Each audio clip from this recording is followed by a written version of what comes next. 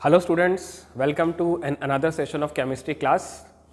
हम लोगों ने लास्ट क्लास में जो चैप्टर स्टार्ट किया था वो है मोल कंसेप्ट, और इस चैप्टर में अभी तक हम लोगों ने पढ़ लिया है कि एटॉमिक मास और मॉलिक्यूलर मास कैसे कैलकुलेट किया जाता है।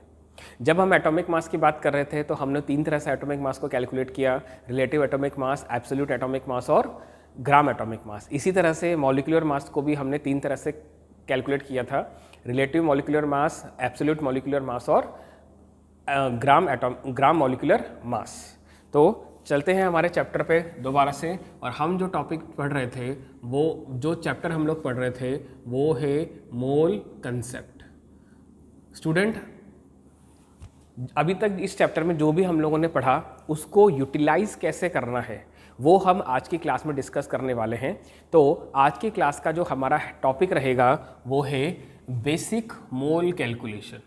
आज की क्लास का हमारा जो टॉपिक है वो है बेसिक मोल कैलकुलेशन। कई बार एग्ज़ाम में एग्जामिनर आपसे सवाल करेगा कि उसने कोई अननोन सैंपल आपको दिया और उससे आपसे पूछा कि इस सैंपल में कितने मोल ऑफ सब्सटेंस अवेलेबल हैं। ठीक है, तो हम लोगों को कैलकुलेशन करनी आनी चाहिए कि एक्चुअल में सैंपल का जो भी सैंपल दिया है, whether it is in mass, in numbers of particle और इन वॉल्यूम, तो उससे मोल कैसे कैलकुलेट किए जाते हैं। ठीक है, तो अगर मैं आपसे बात करूं मोल कैलकुलेशन के बारे में, ठीक है, तो हमारे पास जो सैंपल दिया होगा या तो वो सॉलिड फिजिकल स्टेट में है, या तो वो लिक्विड फिजिकल स्टेट में है, या गैसियस फिजिकल स्टेट में है। So basic mole calculation for either solid, liquid और गैस, तीनों ही केसेस में किस तरह से मोल कैलकुलेट किया जाता है गिवन सैंपल दे करके, उसको आज हम डिस्कस करने वाले हैं। तो देखो, मोल कैलकुलेशन के लिए सबसे पहले हम ये देख रहे हैं कि जो सैंपल आप लोगों को दिया गया है वो सैंपल मास की फॉर्म में दिया गया है, चाहे वो सॉलिड हो, लिक्विड हो या गैस हो, उसका कोई ना कोई मास ज़रूर ऑक्यूपाई करे, वो कोई ना कोई मास ज़रूर ऑक्यूपाई करेगा क्योंकि वो एक मैटर है। ओके, सो अगर हम फर्स्ट फार्मूले की बात करें, इट इज़ मोल बाय मास, कि मास अगर आपको सैंपल का दिया हुआ है तो उससे मोल कैसे निकाला जाएगा। तो स्टूडेंट, यहाँ पर हमारे पास एक पहला फॉर्मूला निकल के आता है मोल का, जिसे हम स्मॉल n से रिप्रेजेंट कर रहे हैं। ये होगा given mass of sample, given mass of sample, and it should always be in gram. जो सैंपल का मास आपको क्वेश्चन में दिया गया है, जो एग्जामिनर पूछ रहा है, वो ग्राम में होना चाहिए। इसे आप डिवाइड कर दीजिए सैंपल के मोलर मास से। ओके, हम लोगों ने लास्ट क्लास में पढ़ा था कि किसी भी सब्सटेंस का मोलर मास कैसे कैलकुलेट किया जाता है। अगर आपको याद हो तो मोलर मास की जो यूनिट होती है वो होती है ग्राम पर मोल। ओके, सो इस फॉर्मूले में अगर ग्राम से ग्राम कैंसिल आउट हो जाएगा तो मोल ऊपर चला जाएगा, तो हमारे पास में मोल की यूनिट जो है वो मोल ही रह जाएगी। वी ऑल नो, हम सब जानते हैं कि mole is just a collection of number, उसकी बेसिक कोई यूनिट नहीं है। तो मोल की यूनिट मोल, तो हमारे पास जो मोल आएंगे वो नंबर की फॉर्म में ही आने वाले हैं। क्लियर है ये बात? इसको और स्पेसिफाई करके हम लोग लिख सकते हैं small n is equal to weight of sample in mass in gram divide by molar mass, इस यूनिट मस्ट बी ग्राम पर मोल। ओके, ये समझ में आ गई बात आप लोगों को। लेकिन स्टूडेंट, यहाँ पर ये देखिएगा कि ये जो मोलर मास है, सैंपल में जो सैंपल आपको दिया जा रहा है वो सैंपल एटम्स का भी हो सकता है और वो मॉलिक्यूल का भी हो सकता है। अगर सैंपल में सारे के सारे पार्टिकल, जो भी पार्टिकल उस सैंपल को बना रहे हैं वो एटम है, इंडिविजुअल एटम है, उसका पार्टिकल एटम ही है, तो हम यहाँ पर मोलर मास को लिखते हैं ग्राम एटॉमिक मास से। मोलर मास हमारे पास क्या होगा? Gram atomic mass. अगर सैंपल का पार्टिकल आपके एटम है तो, और अगर हमारे पास सैंपल का पार्टिकल मॉलिक्यूल की फॉर्म में है तो हम यहाँ पर मोलर मास ले लेते हैं ग्राम मॉलिक्यूलर मास। ये बात क्लियर है? अगर सैंपल का पार्टिकल एटम है तो हम ग्राम एटॉमिक मास रखेंगे मॉलिक्यूलर मास की जगह, और अगर सैंपल का पार्टिकल मॉलिक्यूल है तो हम ग्राम मॉलिक्यूलर मास रखेंगे मोलर मास की जगह। दोनों की यूनिट सेम रहेगी, दैट मस्ट बी ग्राम पर मोल। क्लियर? ये हमारे पास पहला फॉर्मूला है मोल्स निकालने का। चलो इस पर बेस्ड एक क्वेश्चन अटेम्प्ट करते हैं, उसके तरीके से हम इस बात को समझते हैं। तो क्वेश्चन हमारा पहला ये आ गया कि आपको एक सैंपल दिया गया है। सैंपल किसका दिया गया है? आपको सैंपल दिया गया है 71 ग्राम ऑफ क्लोरीन गैस। आपको मास दिया गया है क्लोरीन गैस का, जिसका वेट मास है 71 ग्राम, और आपको उसके मोल्स बताने हैं। ठीक है, तो अगर हम सॉल्यूशन की बात करें तो यहाँ पर नंबर ऑफ मोल्स कितने हो जाएंगे? Given mass divide by gram molecular mass. Okay, क्योंकि आप ये बात जानते हो Cl2 है तो ये पार्टिकल जो है गैस का ये मॉलिक्यूल की फॉर्म में है। क्लियर? तो अच्छा, अब आप ये बता दीजिए कि Cl2 जो है क्लोरीन की जो गैस है उसका मोलर मास कितना होगा। देखिए, एक क्लोरीन के एटम का एटॉमिक मास होता है 35.5, और ऐसे 2 क्लोरीन के एटम अवेलेबल हैं इस मॉलिक्यूल के अंदर, तो मॉलिक्यूल का ग्राम मॉलिक्यूलर मास हो जाएगा 71 ग्राम पर मोल। कितना हो जाएगा? 71 ग्राम पर मोल। ये बात क्लियर है सभी को? तो चलिए ठीक है, हमें जो क्वेश्चन की तरफ आते हैं, जो मोल निकालने थे सैंपल के, गिवन मास कितना है? हमें क्वेश्चन में 71 ग्राम का ही सैंपल दिया गया है। अगर हम इसे डिवाइड कर देते हैं Cl2 के ग्राम मॉलिक्यूलर मास से, जो कि हमारे पास बन जाता है 71 ग्राम डिवाइड बाय मोल, तो ये आपके पास में आ जाएगा 1 मोल। स्टूडेंट, ये बात क्लियर है सभी को? समझ में आ गई? चलिए एक और एग्जाम्पल के थ्रू हम इसे करने की कोशिश करते हैं। एक नेक्स्ट क्वेश्चन और हम ले लेते हैं। जैसे कि हमारे पास क्वेश्चन आ गया कि सैंपल है 20 milligram of sodium hydroxide. Sample क्या दिया गया है? हमें 20 मिलीग्राम ऑफ सोडियम हाइड्रोक्साइड दिया गया है, और हमें इस सैंपल में सोडियम हाइड्रोक्साइड के मोल कितने अवेलेबल है वो हमें फाइंड आउट करने हैं। तो स्टूडेंट देखिए, अब हमारे पास एक यहाँ पर डिस्कशन ये होता है। देखो, मैंने पहले ही कहा था कि मोलर मास जो होगा ग्राम पर मोल में होना चाहिए, लेकिन सैंपल में हमें दिया गया है मिलीग्राम के अंदर, और सैंपल का मास ग्राम में होना चाहिए अकॉर्डिंग टू द फॉर्मूला। तो हमें क्या करना है? इस मिलीग्राम को कन्वर्ट करना है ग्राम में। It is the mandatory condition. इसको आप ऐसे समझिएगा, हमेशा फॉर्मूले में जो मास ऑफ सैंपल आएगा वो हमेशा ग्राम में ही आना चाहिए। तो सबसे पहले हम क्या कर देते हैं? देखो, मोल निकालने के लिए हमें 2 चीज़ें चाहिए। गिवन, देखो सॉल्यूशन की अगर हम बात कर रहे हैं, गिवन मास, कितना मास आपको दिया गया है? 20 मिलीग्राम, ये आपको दिया गया है। अगर मैं इसे कन्वर्ट करना चाहूँ ग्राम में, तो स्टूडेंट ये बात आप लोग बहुत अच्छी तरह जानते हो, 1 milligram is equal to 10 raise to the power -3 gram. ये बात क्लियर है? या आप रिवर्ट भी कर सकते हो, 1000 milligram is equal to 1 gram. तो 1 milligram is equal to 10 raise to the power -3 gram. Clear है ये बात? चलिए, तो मैं इसे ऐसे भी लिख सकता हूँ 20 into 10 raise to the power -3 gram. ये बात समझ में आ गई? चलिए, अगर ये आप लोगों को बात समझ में आ गई है, नेक्स्ट मुझे कैलकुलेट करना है molar mass of sodium hydroxide. अगर मैं molar mass of sodium hydroxide gain करना चाहता हूँ तो हमें क्या करना होगा? इस मॉलिक्यूल के अंदर अवेलेबल हर पार्टिकल के एटम का मास ऐड करना होगा। तो हम यहाँ पर सबसे पहले सोडियम का ग्राम मोलर मास ले लेते हैं, दैट इज 23, प्लस ऑक्सीजन का इट इज 16, प्लस हाइड्रोजन का 1। ये सोडियम का 23 क्या है? ग्राम एटॉमिक मास, ऑक्सीजन के लिए 16 क्या है उसका ग्राम एटॉमिक मास, हाइड्रोजन के लिए 1 क्या है उसका ग्राम एटॉमिक मास। तो अगर मैं इन सबको कैलकुलेट कर देता हूं तो 40 ग्राम पर मोल मेरे पास में क्या आ जाएगा, molar mass of sodium hydroxide. Clear है?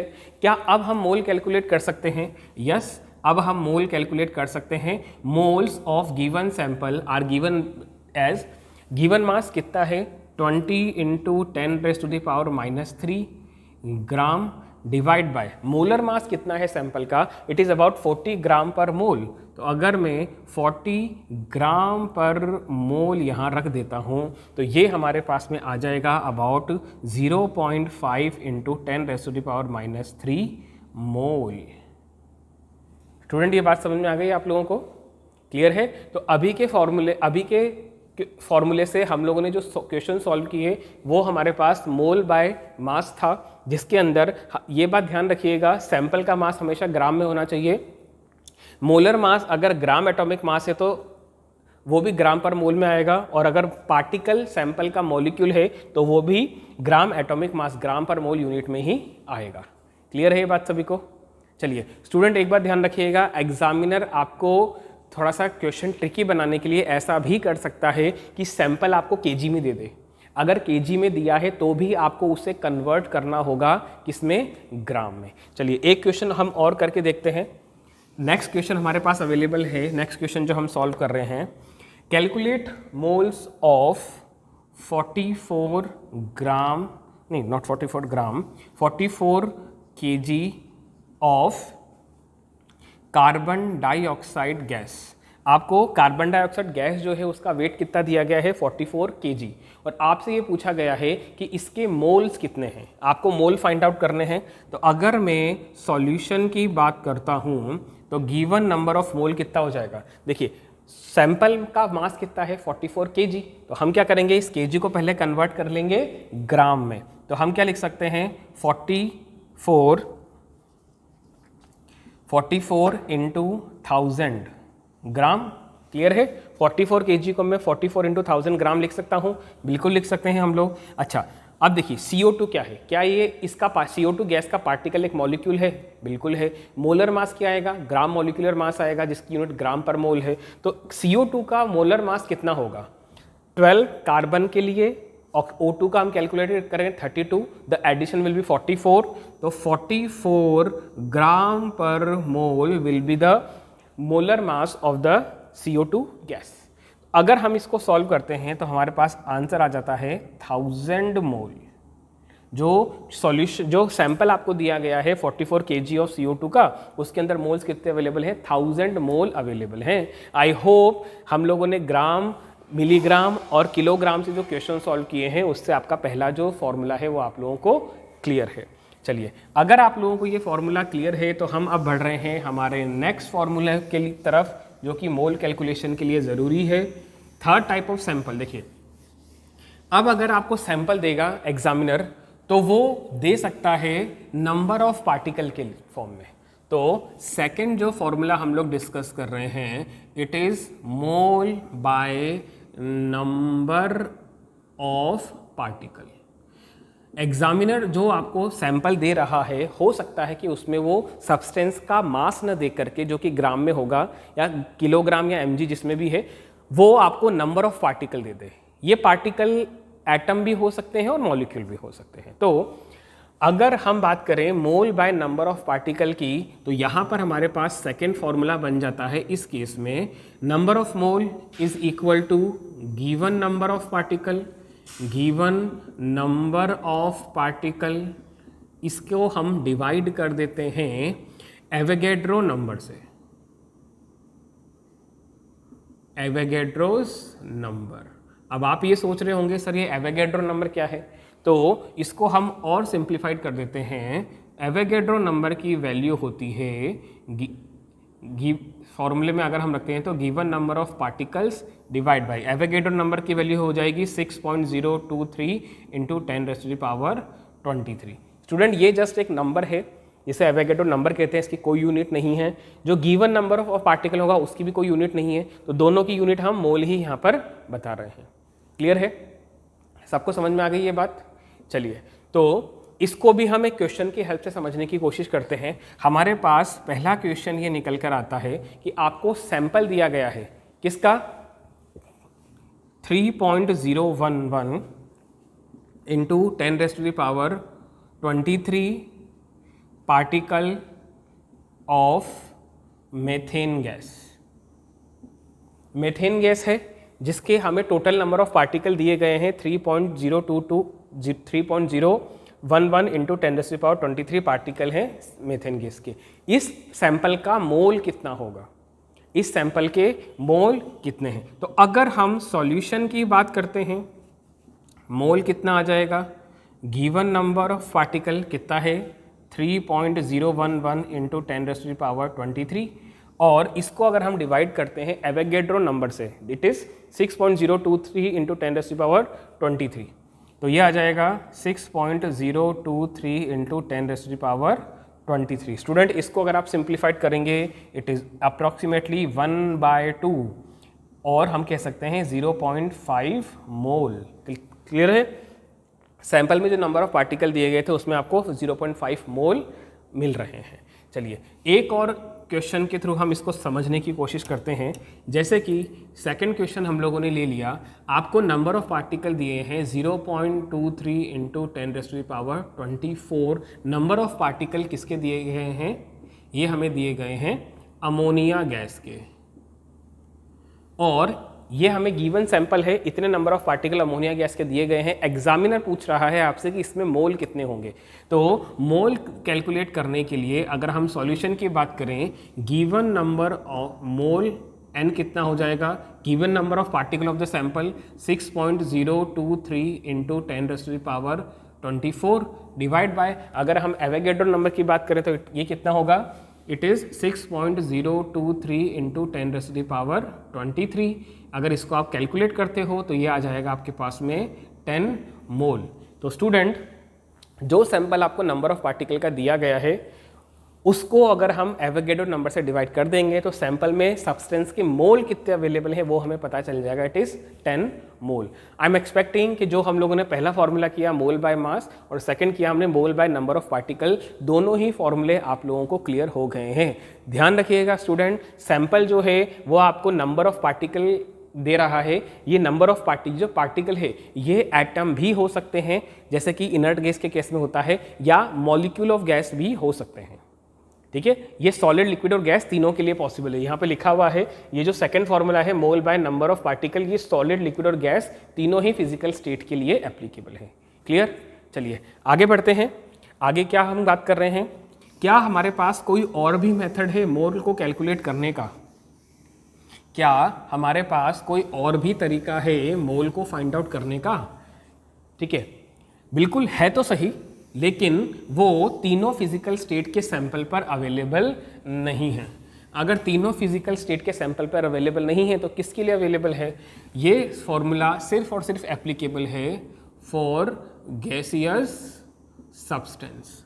अगर क्वेश्चन में आप लोगों को जो सैंपल दिया गया है वो गैसियस फेज में है तो उसके लिए हमारे पास एक और थर्ड फॉर्मूला भी हो जाता है जो कि मोल कैलकुलेशन में हेल्प करेगा। थर्ड फॉर्मूला हमारे पास में हो जाएगा mole by volume, mole by volume.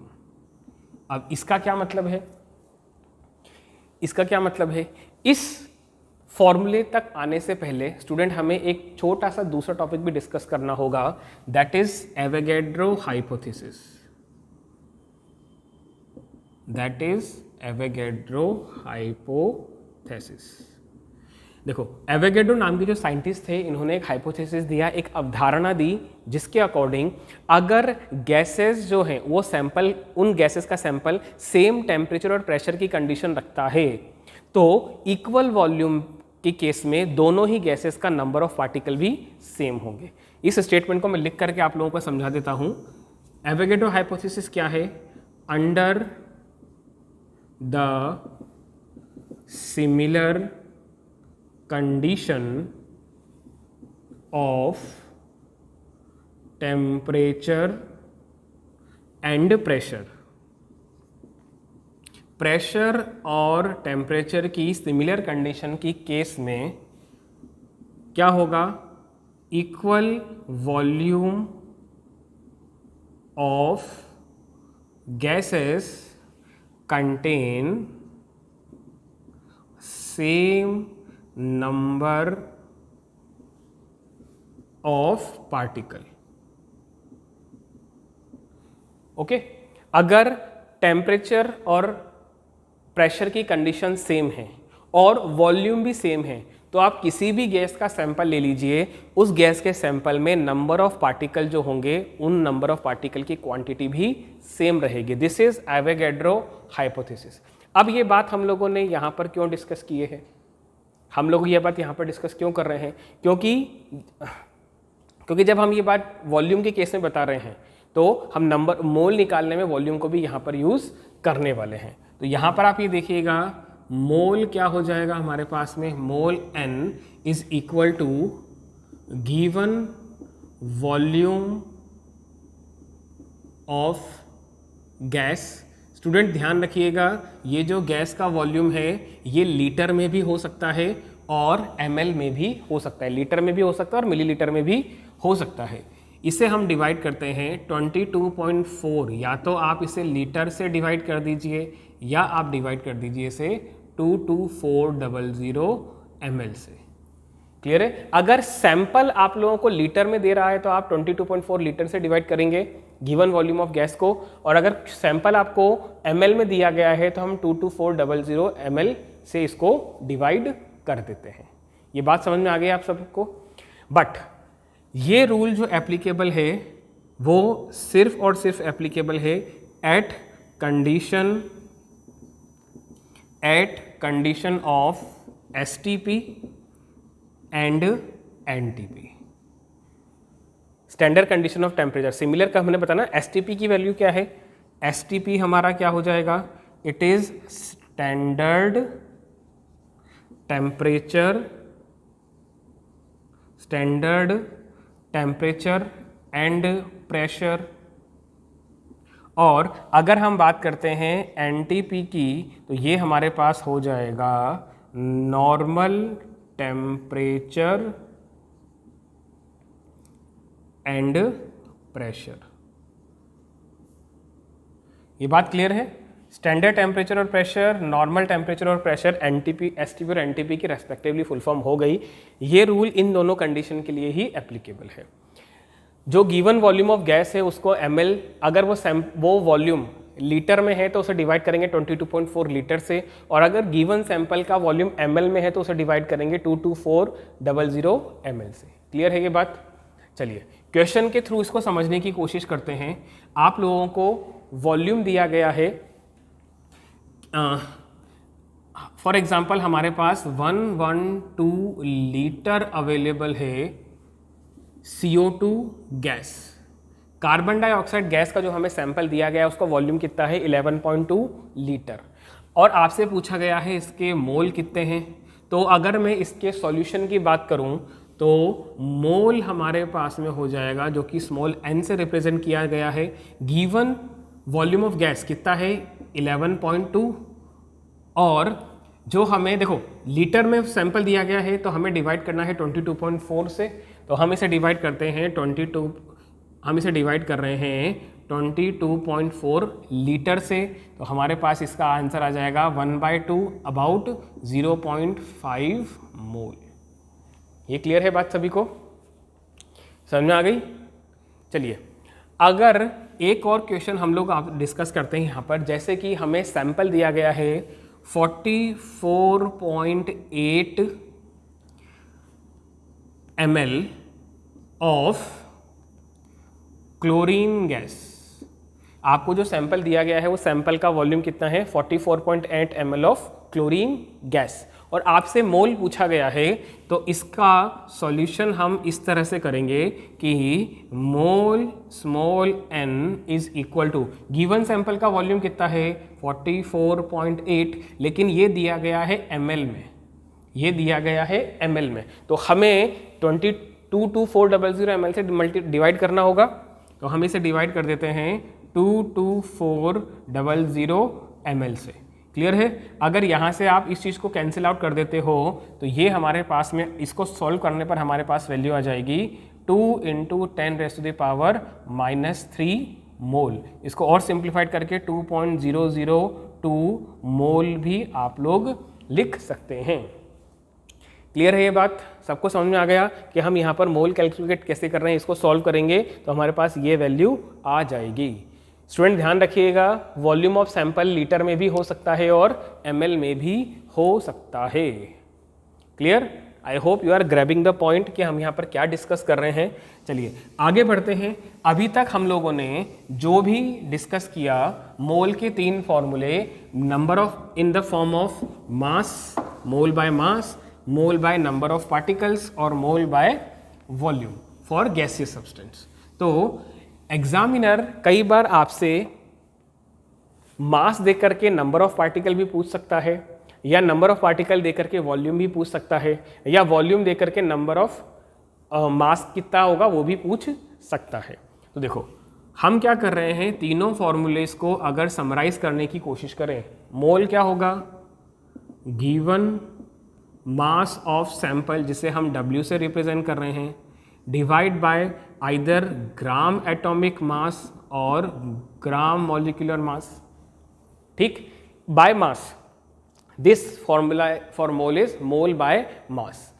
हमारे पास मोल बाय नंबर ऑफ पार्टिकल का फॉर्मूला भी था, वो हमारे पास में क्या हो जाएगा, given number of particle, sample में कुछ नंबर ऑफ पार्टिकल आपको दिए गए हैं और वो हम उससे डिवाइड कर देंगे 6.023 × 10⁻23 से, जिसे हम एवोगैड्रो नंबर कैपिटल N और सबस्क्रिप्ट में कैपिटल A से रिप्रेजेंट करते हैं। ठीक है, तो ये था हमारे पास में mole by number of particles, mole by number of particles. हमारे पास ये दोनों फॉर्मूले एप्लीकेबल हैं तीनों फिजिकल स्टेट ऑफ सैंपल के लिए, सॉलिड, लिक्विड और गैस। क्लियर? सॉलिड, लिक्विड और गैस के लिए मोल कैलकुलेट करने के ये दोनों फॉर्मूले एप्लीकेबल हैं। एक फॉर्मूला और हमारे पास आता है गैसियस सब्सटेंसेस के लिए इन terms of mole volume. So given volume of substance या गिवन वॉल्यूम ऑफ गैस हम लोग कह देते हैं, डिवाइड बाय 22.4 लीटर, 22.4 लीटर। ये फॉर्मूला हमारे पास बन जाता है बाय मोल बाय मास का, मोल बाय नंबर ऑफ पार्टिकल का, मोल बाय वॉल्यूम का फॉर गैसियस सब्सटेंस स्पेसिफिकली। ये फॉर्मूला जो थर्ड फॉर्मूला है स्पेसिफिकली गैसियस सब्सटेंस के लिए ही है। वॉल्यूम लिक्विड्स का भी होता है, बट लिक्विड के केस में ये फॉर्मूला एप्लीकेबल नहीं है। स्टूडेंट हमेशा ध्यान रखिएगा, ये फॉर्मूला सिर्फ और सिर्फ गैसियस सब्सटेंस के लिए ही एप्लीकेबल है। अब एग्जामिनर आपसे ट्रिकी क्वेश्चन कैसे पूछ सकता है, उसने सैंपल में आपको नंबर ऑफ पार्टिकल दे दिए और आपसे पूछ लिया कि given sample of number of particle का मास कितना है। तो हम क्या करेंगे, पहले इस फॉर्मूले से नंबर ऑफ पार्टिकल को मोल से गिवन नंबर ऑफ पार्टिकल जो हैं उससे एवोगैड्रो नंबर से डिवाइड करके मोल्स कैलकुलेट करेंगे और मोल को फिर हम ग्राम एटॉमिक मास या ग्राम मोलिकुलर मास जो भी सैंपल का अवेलेबल है उसको मल्टीपल करके हम गिवन मास कैलकुलेट कर सकते हैं। बात समझ में आ गई? इसका रिवर्स भी हो सकता है, एग्जामिनर आपको मास देकर के नंबर ऑफ पार्टिकल भी पूछ सकता है। क्यों? क्योंकि किसी भी सैंपल के लिए ये जो वैल्यू है ये भी कांस्टेंट ही है, डिपेंड्स ऑन सैंपल कौन सा दिया जा रहा है। और ये तो हम बात जानते हैं कि ये वैल्यू जो है जिसे हम एवोगैड्रो नंबर कह रहे हैं ये भी कांस्टेंट ही है। वेरिएबल क्या है? दो चीज़ें हैं, सब्सटेंस का मास और सब्सटेंस के नंबर ऑफ पार्टिकल। वो कैसे भी क्वेश्चन आपको दे सकता है, आपके ऊपर है कि हम कैसे क्वेश्चन को सॉल्व करने वाले हैं। बात समझ में आ गई? चलिए, अगर आपको ये बात समझ में आ गई है तो हम इन दोनों फॉर्मूले पर बेस्ड एक क्वेश्चन को सॉल्व करने की कोशिश करते हैं। क्वेश्चन हमारे पास में ये है, what are the number of particle in 20 milligram of sodium hydroxide? Sample क्या है? 20 milligram of sodium hydroxide. Find number of particle. आपको इस सैंपल में टोटल नंबर ऑफ पार्टिकल कितने हैं वो पता लगाना है। एग्जामिनर ने क्या दिया है, मास दिया है, आपको नंबर ऑफ पार्टिकल पता लगाने हैं। स्टूडेंट क्या हम ये दोनों फॉर्मूले को रिलेट करके निकाल सकते हैं? बिल्कुल निकाल सकते हैं। अगर हम सॉल्यूशन की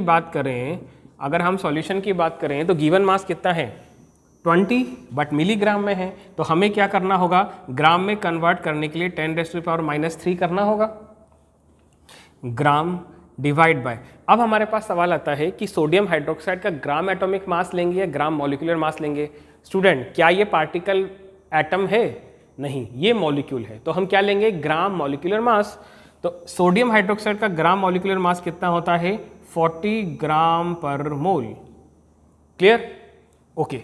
नंबर ऑफ पार्टिकल हमसे पूछे हैं तो हमने उसको फॉर एग्जांपल x मान लिया, divide by Avogadro number 6.023 into 10⁻23। यहाँ पर किसी यूनिट की ज़रूरत नहीं है। तो अगर हम इस पूरे को कैलकुलेट करते हैं तो देखो ये हमारे पास में कितना आ जाएगा 0.5 इंटू 10⁻³ मोल्स। इसे अगर हम मल्टीप्लाई कर दें 6.023 इंटू 10⁻23 से तो ये हमारे पास x आ जाएगा। ये x क्या है, number of particle in given sample. तो ये हमारे पास टोटल आंसर आ जाएगा 3.011 into 10⁻20 particle of sodium hydroxide. Given sample में टोटल नंबर ऑफ पार्टिकल कितने हैं, not 23, it must be 20। Okay, let me correct my self. अगर हम 10⁻³ है, 10⁻23 है, इन दोनों को सॉल्व करते हैं तो 10⁻20 रह जाएगा। तो this is the correct answer. Sample में हमें इतने नंबर ऑफ पार्टिकल दिए गए हैं। क्लियर है? सबको समझ में आ गया? इसी तरह से एग्जामिनर नंबर ऑफ पार्टिकल देकर के आपसे वॉल्यूम भी पूछ सकता है। ठीक है student, please observe all the 3 formulas carefully. Clear? क्या हम इन तीनों ही फॉर्मूले को एक ग्राफिकल रिप्रेजेंटेशन के थ्रू रिप्रेजेंट कर सकते हैं ताकि हमारे लिए आसान हो जाए कैलकुलेट करना? बिल्कुल कर सकते हैं। तो हमारा नेक्स्ट अटेम्प्ट वही है जिसे हम लोग कह देते हैं वाई मैप। जिसे हम लोग क्या कह देते हैं, हम वाई मैप कह देते हैं। देखो मैं जो 3 फॉर्मूले हमने कंपेयर किए थे उसे वाई मैप से आपको रिप्रेजेंट करने की कोशिश कर रहा हूँ। तो आज की क्लास में जो हमारा 4th पॉइंट ऑफ डिस्कशन है, 4th टॉपिक जो हम पढ़ रहे हैं वो है Y map. Y map to calculate mole. Student देखो, सबसे पहले हमें मोल पता लगाना है या मोल दिया हुआ रहेगा। अगर मोल हमने कैलकुलेट किया mole in terms of mass, second हमने कैलकुलेट किया moles in terms of number of particle, और थर्ड हमने कैलकुलेट किया mole in terms of volume for gaseous substance. यही बात थी। देखो अगर सैंपल में मोल आपको दिया गया है और सैंपल का मास आपसे पूछा है तो आप क्या करोगे, उसको मल्टीप्लाई कर दोगे या तो ग्राम एटॉमिक मास से या ग्राम मॉलिक्यूलर मास से। हाँ या नहीं? सैंपल में मोल दिया गया है और मास आपसे पूछा तो मोल से मास पर जाने के लिए हमें मल्टीप्लाई करना है। अगर सैंपल में मास दिया गया है और आपसे मोल पूछ रहा है तो हम क्या करेंगे, डिवाइड कर देंगे किससे, ग्राम एटॉमिक मास से या ग्राम मॉलिक्यूलर मास से। क्लियर? ओके। अब सैंपल में मोल आपको दिए गए हैं, नंबर ऑफ पार्टिकल पूछा है, मतलब मुझे मोल से जाना है नंबर ऑफ पार्टिकल की तरफ। मोल से जाना है नंबर ऑफ पार्टिकल की तरफ, तो हमें क्या करना होगा, मल्टीप्लाई करना होगा। और अगर नंबर ऑफ पार्टिकल दिए गए हैं और वहाँ से मोल की तरफ आना है तो हमें डिवाइड करना होगा। लेकिन डिवाइड और मल्टीप्लिकेशन किससे, एवोगैड्रो नंबर से, जिसकी वैल्यू हो जाती है 6.023 इंटू 10⁻23। क्लियर है ये बात? अगर मोल से हम चले और नंबर ऑफ पार्टिकल पता लगाने हैं तो मल्टीप्लाई कर दीजिए एवोगैड्रो नंबर से, और अगर नंबर ऑफ पार्टिकल आपको दिए गए हैं और मोल आपको पता लगाना है तो उसको डिवाइड कर दीजिए एवोगैड्रो नंबर से। ठीक है। गैसियस सैंपल के केस में हम लोग वॉल्यूम से रिलेट करते हैं। अगर मोल आपको दिया गया है और आपको मोल दिया गया है और सब्सटेंस का, गैसियस सैंपल का वॉल्यूम आपको बताना है तो आप मल्टीप्लाई करेंगे, और सैंपल में वॉल्यूम दिया गया है और आपको मोल तक वापस जाना है, वॉल्यूम आपको दिया गया है और मोल आपको पता लगाने हैं, तो आप करेंगे डिवाइड। लेकिन किससे? आप यहाँ पर मल्टीप्लाई और डिवाइड करेंगे 22.4 आइदर लीटर और 22400 ml, जो भी क्वेश्चन में सैंपल आपको दिया गया है उसके अकॉर्डिंग। ये जो वॉल्यूम है अगर ml में होगा तो 22.4 लीटर से, अगर वॉल्यूम आपको ml में दिया गया है तो इससे आपको डिवाइड और मल्टीप्लाई करना है। This all representation is known as Y map to calculate moles. I am expecting student that you all are clear. इनको यूज़ कैसे करना है वो भी हम लोगों ने आज की क्लास में कुछ क्वेश्चन को सॉल्व करके देखा। यहाँ मैं आपसे कहना चाहूँगा student, please try to practice as more as can. जितनी ज़्यादा आप प्रैक्टिस करेंगे मोल कंसेप्ट के ये बेसिक कैलकुलेशन वाले जो टॉपिक हैं आपको और ज़्यादा अच्छे से क्लियर हो जाएंगे। तो आज की क्लास में इतना ही। आज की क्लास में हम लोगों ने मोल बाय मास कैलकुलेट किया, mole by number of particle calculate किया, मोल बाय वॉल्यूम भी कैलकुलेट किया और वाई मैप को भी डिस्कस किया है। स्टूडेंट मिलते हैं नेक्स्ट क्लास में। Till then thank you so much.